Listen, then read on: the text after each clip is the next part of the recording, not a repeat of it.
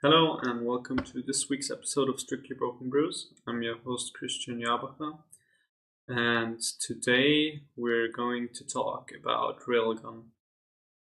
And the occasion for this is that Railgun just won NA Nationals with a rather peculiar build, which is a bit different from what people have been expecting or have been seeing over the last couple months. So I wanted to cover that and also to take the chance to talk about Railgun in particular because I think it's probably one of the more popular sets that's getting played, even though I personally don't think that it's that great. Though it's obviously a fine set that can stand for itself with many modern decks. And I'll cover I called it standard version of the deck, like a common shell that you'll see, not card for card, but like usually a similar build. This is what you'll see people play. Then I'll talk about the winning NA list from June, and then I'll talk about my take on what June tried to do and how I would have changed his list if I decided to play Railgun and if I decided to play the Yellow Splash, which feels like a specific meta call. So I'll get into which decks it's good against and why when I talk about this, when I compare the standard version and the version with the Yellow Splash, which is the big difference.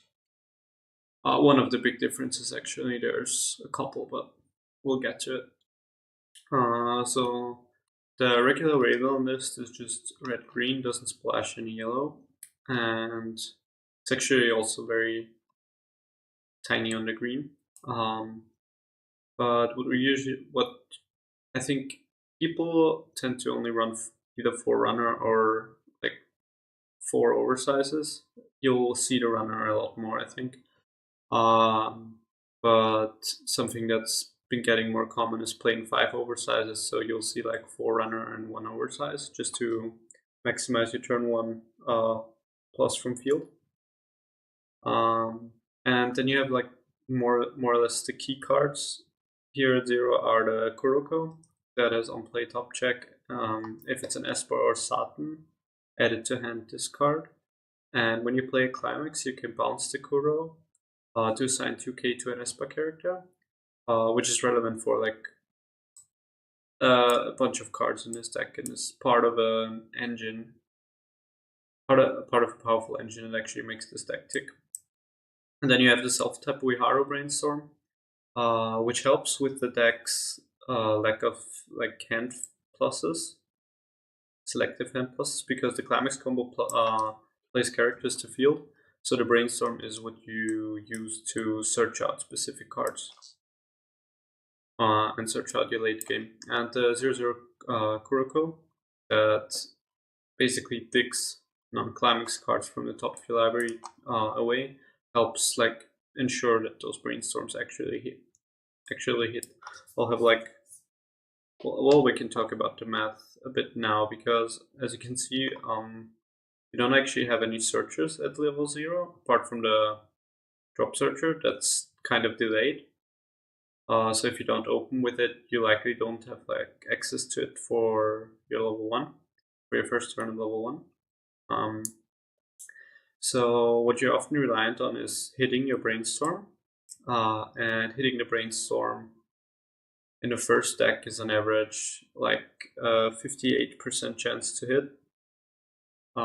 If you have like a normal ratio of climaxes out, I went with like 32. If you're going first, 6 climaxes and 32 cards, and if you're going second, 5 climaxes and 27 cards. And it's like 58% to hit just straight with the Brainstorm, and then the first Kuroko adds like 10% or 9%, and the second one adds like 8% to like the chance of hitting the Brainstorm.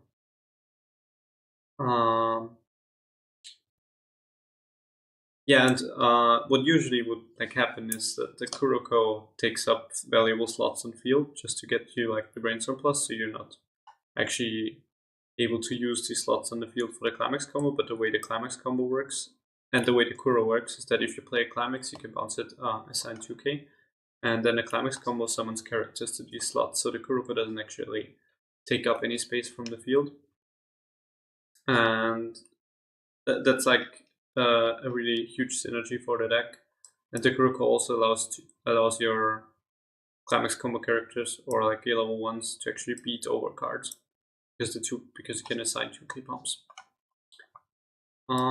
Yeah, that's like this lit engine. And you have like 2 memory drop searchers just to search your deck and fix a bit green because you don't have a lot of tutors otherwise. And then 1 copy of the cost 0 brainstorm. I think most decks just run 1 copy because it's randomly very powerful against specific decks like Milky Homes or Idolmaster, or basically anything that really wants its field to stay alive, tries to play a Wally level 1 game that's based around cost zeros. So it's really good against those. Uh, but obviously, like, again, brainstorming in the first deck is not is a very risky thing to do, or not risky thing to do, but like you're not that likely to hit. Level 1, you have the climax combo, which works with the stock soul, and it just says you summon a cost 0 Esper from waiting room anywhere on the stage. So this is obviously the card that works with the Kuroko. And it essentially you just summon any of these other characters that you need, or maybe the brainstorm. It's like a back row that whenever something of you gets reversed, you can pump 15, and you can pay to rest it to salvage. So this helps in ensuring that that you don't get completely field wiped. Or it can also help on attack if you like have to sacrifice a lane because you run into a counter, you're outside of counter range in the other lanes. It's just really nice support. I don't think the pay to tap salvage actually comes into play very often because what this deck really wants to do is play a compression game because you're playing a costless stock soul combo, so that's what this kind of like allows you to do. Yeah, mostly there for the support. Then you have the 1-0. This is mostly to be summoned with the climax combo. Really, you'll actually just play this from hand because you usually don't have green at level 1 because you're not playing that much green. And this is when it reverses to level 1 or higher battle opponent. You can blind stock card. You can put the top card of your deck into your stock after the reverse. So what happens is you can like summon, yeah, if you have 2 of the climax combo, or even just 1. But like if you have 2, say you have 2 of the climax combo, with the first one you summon this, and then you bounce a Kuroko, pump this 2k, and then summon like the other card. So you can make this a bit bigger to actually like try to get reverses and get extra resources to feed into your compression game plan. And the other one is just basically a 6/5. It's 5/5 and it gains 500 for each back row character of the opponent. And when it dies, you can't use Encore, which is actually sometimes a relevant drawback, especially in the version that's more focused around the early plays. But but overall, it's not that big of a deal, and it's just a 6/5, which helps with which helps in conjunction with the 1-0 support to basically have a somewhat Wally level 1 game. Like you're not actually walling, but you're rarely actually ever getting field wiped, which is nice. Yeah, level 2 is usually very sparse. Here you see a level support. Just helps get your early plays over a hump to not die against everything. And there's a 3k counter. The 3k counter mills 3 cards from the top of the opponent's deck, not your own, so that's an interesting effect. randomly wins you the game if the opponent is at 3-6 and dies to refresh. It's very situational, like the mill 3 of the opponent's deck is very situational. It will usually help you more than hurt you. So I think this is, it's obviously like preference, but I think including these cards makes sense over a vanilla counter, though you might want to play a vanilla counter instead. Because you're afraid that this could somehow hurt you. But usually it will more often work in your favor than not, though a lot of the time this just doesn't, the text is basically a blank, and it's just a 3k counter to go with your 1-0 counters that actually scale. So these are 1-5 counters at level 1, 2k counters at level 2, and 2-5 counters at level 3. Yeah, and then you get to level 3, and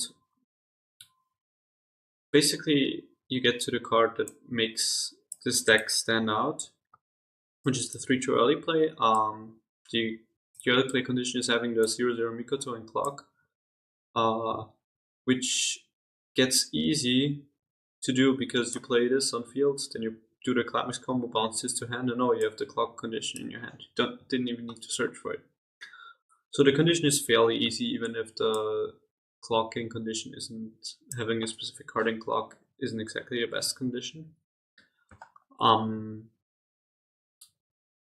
Yeah, then, and this says whenever you take damage during your opponent's turn, if the damage isn't cancelled, you may look at the top card of your deck and put it to bottom. So it has the defensive scry. And then it has a very interesting climax combo with either 2k1, a gate, or a 2 soul. But most decks choose the are gonna play the 2k1, and I will explain why. So when you play the climax, you discard a card, you kill a front row character from the opponent that's level 3 or lower. Like you choose a card, so you can choose hexproof characters. Then you flip the top card of your deck, and if it's an Esper character, you can also kill a back row card from the opponent that's level 2 or lower. So you can't kill level 3 back row, which is relevant against like Guardian, for example. Yeah, so you have one of the not really first, because there was like Katsu came before that, but this was basically first premier actual back row hate that wasn't overcosted, that actually felt was like more or less competitive back row hate. And that's actually a very powerful effect because that's something decks usually don't interact with, and you can really put a lot of decks on the back foot if they play against this type of effect, or force them to play suboptimally. And the rest of the level 3 lineup is Restander that restands when center attacks, and on attack you can pump 2k, so you can pump 2k twice, because you attack and then restand and then attack it again. I don't think this can pump itself, let me check. But you don't need to reverse, so yeah, I choose one other character. But since you don't need to reverse, this doesn't actually matter that it can pump itself. Then you have the Misakuro, which actually needs to reverse, so you're usually pumping the Misakuro with this. It's a heal, and on attack you may pay 1 and discard a card to gain 2k, and on reverse burn 1. So it's a healer that's also doubles down as a finisher. Not a good finish, but as a finisher. And then you have a Satan. People didn't include it at first, but I think they came around to it, which has minus soul, and then when you play it, you can pay 1 and your opponent can't use events for the rest of the turn, until the end of his next turn.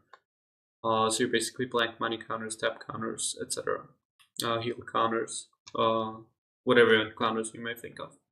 And like even prevents them from using events during their own turn the next time. So like, for example, Toaru's Wormhole is a relevant one, or Chain Chronicles 2/2 bounce event, because then they can't bounce like your defense guys.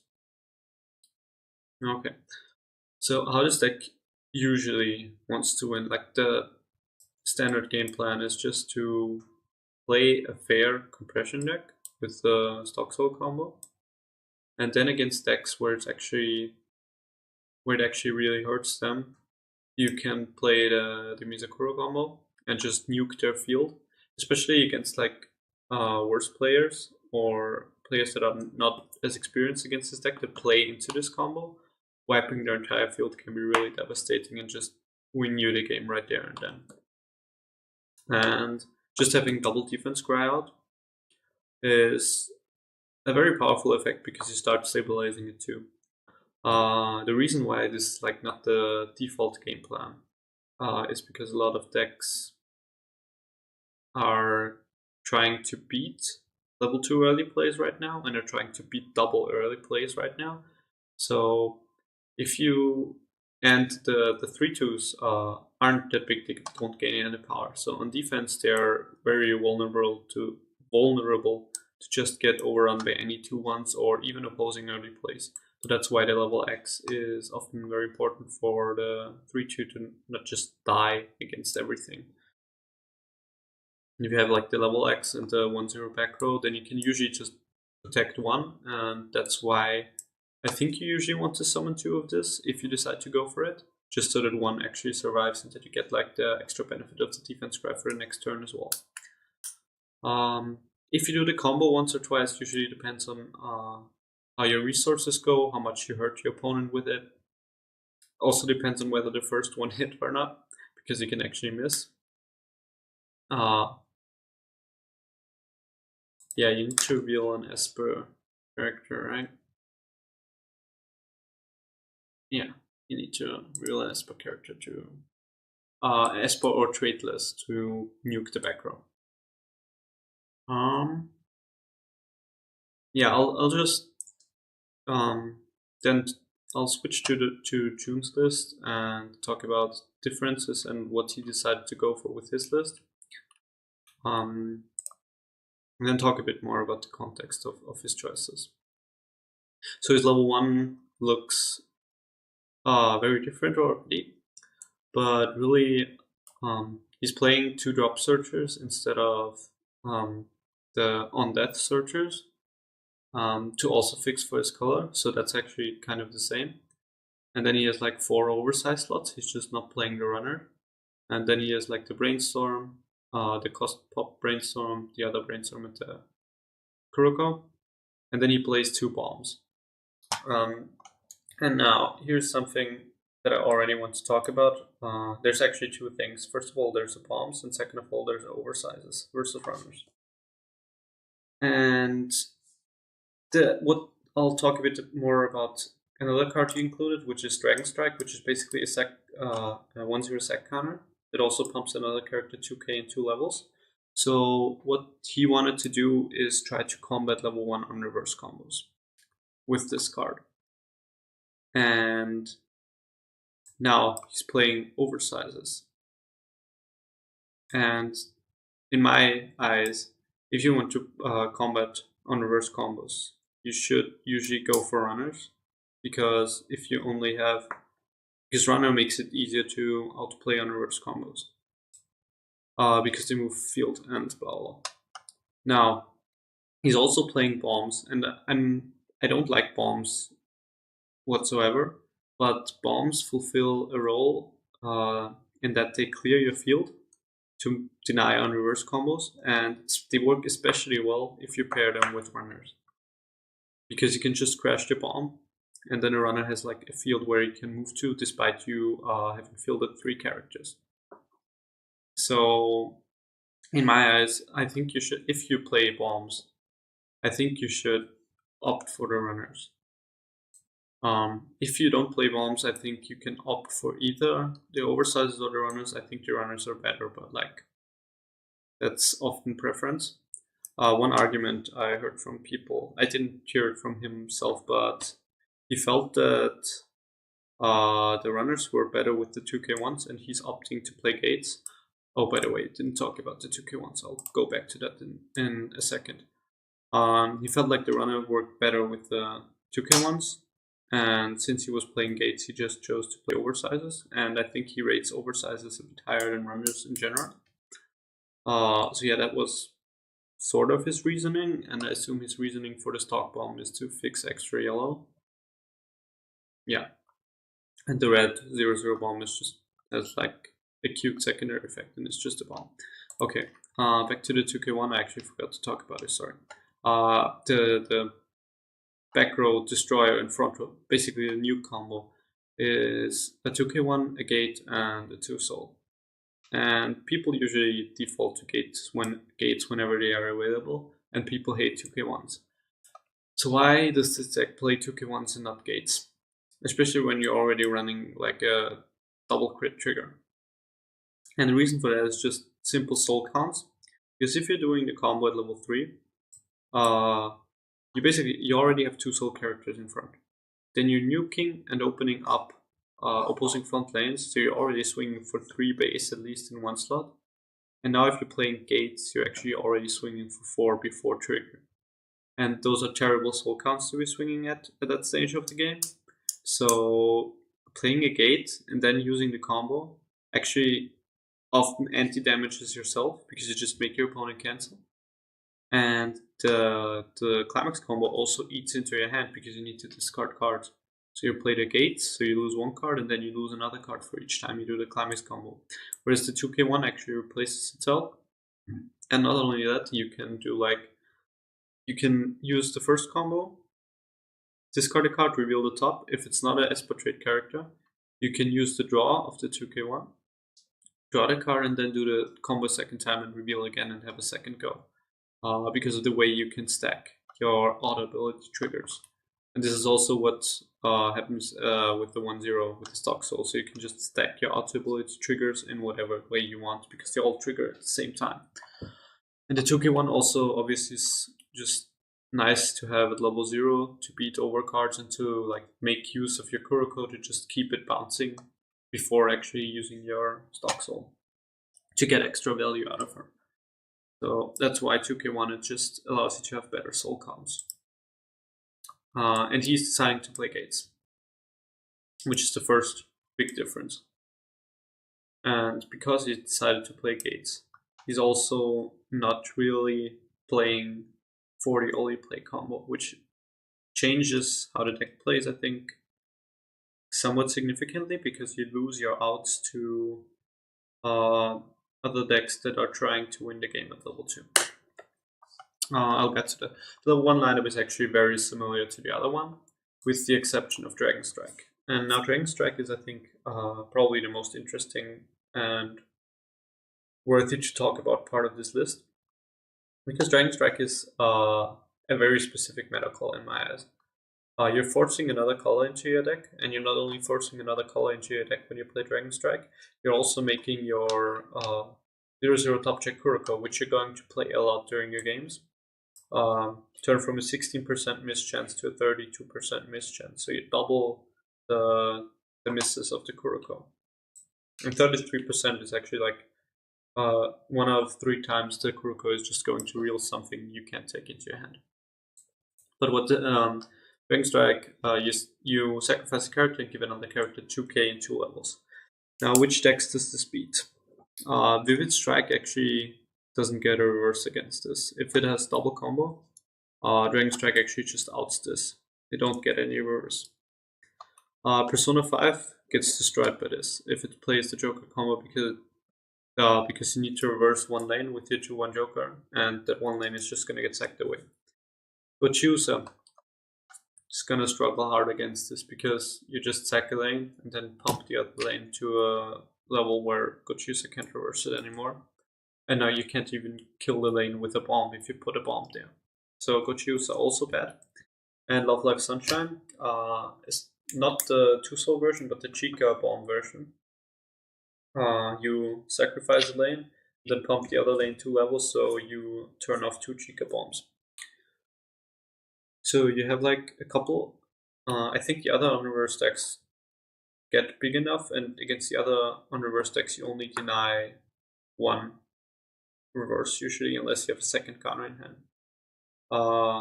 At which point I don't think Dragon Strike is actually quite worth it, but whenever you can deny 2 reverses, I think Dragon Strike is very powerful. So yeah, we had Vivid Strike, P5, Gochiusa, and Love Life Sunshine. And if you think those decks are a real threat in your meta or like are expected to show up, I think including Dragon Strike makes a lot of sense. And in a sense, also warping your deck around being able to include Dragon Strike makes a lot of sense. So he's also playing 2-1 Accelerated that gains 4k in the soul against level 3s, which tries to alleviate the fact that his level 2 just sucks without the early plays. So he's trying to like make a bit of that up with the Accelerator, though I don't think the Accelerator is very good because it usually can't beat early plays. Like every counter with an early play just beats this. Yeah, but it's also like yellow, and he's obviously trying to fix for yellow wherever he can. And it's not like there's other better options for this deck to like be able to fight at level 2. And then the difference at level 3 are like obviously the counts of some cards, like he's playing more restarters, he's playing less Misakuros. And he's only playing one of the early play. I know he was playing 0 copies before, and he's only playing one early play because somebody at his store told him to. And interestingly enough, the only amount of copies of the early play that's worse than 0 is 1. Because there really is no reason to play 1, especially if you're like you're not consistently getting the combo off, and you're not trying to get the combo off if you're just playing 1. And he's also playing gates, so I mean it makes sense in the sense that you only want to resolve one of this climax combo because you're playing gates, you can't afford to resolve 2. But at 1, you're just gonna struggle to get it into hand, and you're gonna struggle to also have the gate in hand because it's not your game plan. So this card will, in a lot of cases, just actually not do anything, which is why I think 1 is worse than 0. And the other difference is he's running the Toma level 3 because the yellow splash allows him to. This is a 3 soul beater that's hexproof, 12k, and 3 soul, and it has on play cancel burn. Whenever during the turn this comes into play, and when damage by this is cancelled, you may deal 1 damage to your opponent. And on attack, you can discard a card to pump a soul to another character. Now, what the hexproof, the fact that this is hexproof is actually kind of relevant because the recenter attacks when restands when center attacks, so you can put the Toma in center and basically make the rest counter only take away 1 attack instead of 2. And the soul pump obviously helps in trying to finish for precise damage. And he has a somewhat more diverse finishing pool, though the thing is Railgun doesn't have good finishers. So even like all these cards, they're not very good finishers. So that's not how you're gonna win the game. You're actually gonna win the game by trying to get the compression game.